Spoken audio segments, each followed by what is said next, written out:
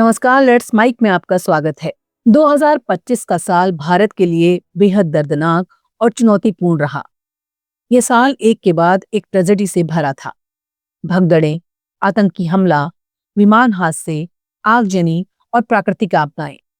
इन हादसों ने सैकड़ों निर्दोष जिंदगियां छीन ली, हजारों परिवारों को तोड़ दिया और पूरे देश को सदमे में डाल दिया। क्राउड मैनेजमेंट की कमी, सुरक्षा में लापरवाही और जलवायु परिवर्तन के प्रभाव बार बार सामने आए। आइए इस मुश्किल साल की उन प्रमुख घटनाओं पर विस्तार से नजर डालते हैं जिन्होंने भारत को गहराई से झकझोर दिया। साल की शुरुआत ही दुखद हुई। प्रयागराज में महाकुंभ के मौनी अमावस्या पर संगम घाट पर लाखों श्रद्धालु पवित्र स्नान के लिए जुटे थे।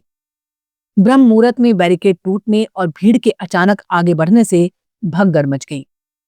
आधिकारिक आंकड़ों में 30 लोगों की मौत और 60 घायल हुए, लेकिन कुछ जांच रिपोर्ट्स में मौतें 80 के आसपास बताई गईं। ज्यादातर मौतें दम घुटने से हुई। दुनिया के सबसे बड़े धार्मिक आयोजन में क्राउड कंट्रोल और बैरिकेडिंग की कमी ने बड़े सवाल खड़े किए। इस हादसे ने पूरे कुंभ मेले की व्यवस्था पर उंगलियां उठाई। महाकुंभ से लौट रहे या जा रहे श्रद्धालुओं की भारी भीड़ के कारण नई दिल्ली रेलवे स्टेशन पर रात में अफरा तफरी मच गई। प्लेटफॉर्म बदलाव की अफवाह, ट्रेनों की देरी और समान नाम वाली ट्रेनों की कंफ्यूजन से फुट ओवर ब्रिज पर लोग गिरे और कुचले गए। इस हादसे में 18 लोगों की मौत हुई, जिनमें 14 महिलाएं और 3 बच्चे शामिल थे। 25 से ज्यादा घायल हुए। रेलवे की टिकट व्यवस्था और क्राउड मैनेजमेंट पर गंभीर सवाल उठे। ये भगदड़ महाकुंभ की भीड़ का सीधा असर थी। जम्मू कश्मीर के खूबसूरत बेसरण वैली में पर्यटकों पर आतंकियों ने हमला किया। हमलावरों ने धर्म पूछकर हिंदू पर्यटकों को निशाना बनाया, जिसमें 26 निर्दोष लोग मारे गए। ये हाल के वर्षों का सबसे घातक नागरिक हमला था।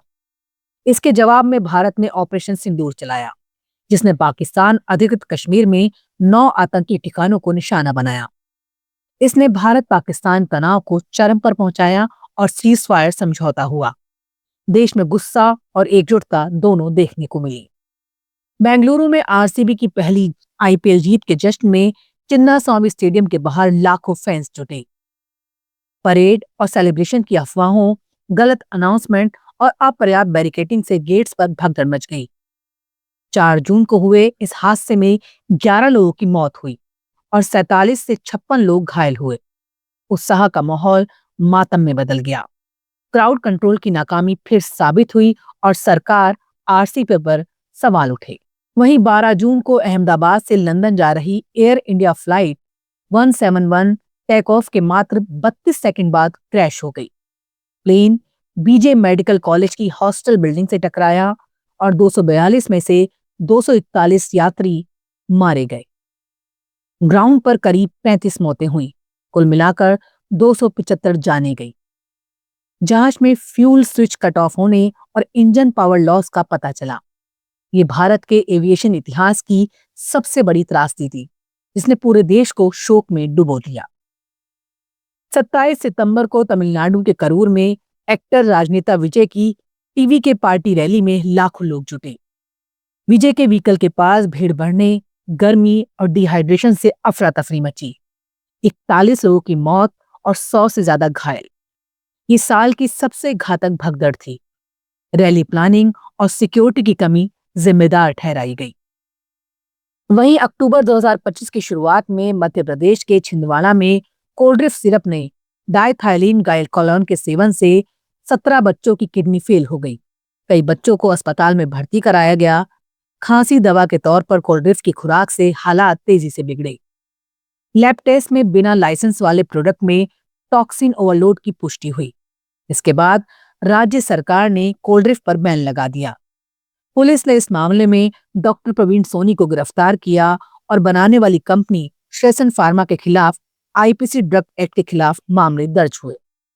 9 नवंबर 2025 को दिल्ली के लाल किले मेट्रो के पास आतंकी हमला हुआ।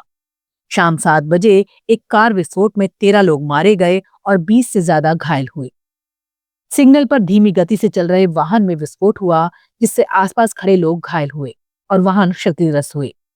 दिल्ली पुलिस, एनएसजी और एसएफएल ने घटनास्थल को सील कर दिया, सबूत इकट्ठा किए। एनआईए ने खुफिया जानकारी और पुलिस के साथ मिलकर जांच की। आरोप में 9 संदिग्धों को हिरासत में लिया गया है। गोवा के Arpora beach by Romeo Lane night club में इंडोर फायरवर्क्स या शॉर्ट सर्किट से आग लगी। 6 दिसंबर को हुए इस हादसे में नैरो एक्सिट और फायर सेफ्टी की कमी से 25 मौतें हुई और 50 घायल, ज्यादातर दम घुटने से मरे।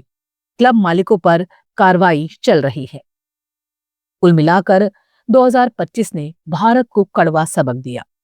बड़े आयोजनों में सेफ्टी प्रोटोकॉल, इंफ्रास्ट्रक्चर और इमरजेंसी प्लानिंग पर तुरंत काम जरूरी है। ये साल हमें याद दिलाता है कि जीवन अनमोल है और सुरक्षा सबसे ऊपर। इन दुखों से सीखकर हमें और मजबूत बनना है। उम्मीद करते हैं 2026 हंसी खुशी बीते। अपनी राय हमें कमेंट में जरूर बताएं और देखते रहें, सुनते रहें लेट्स माइक। नमस्कार।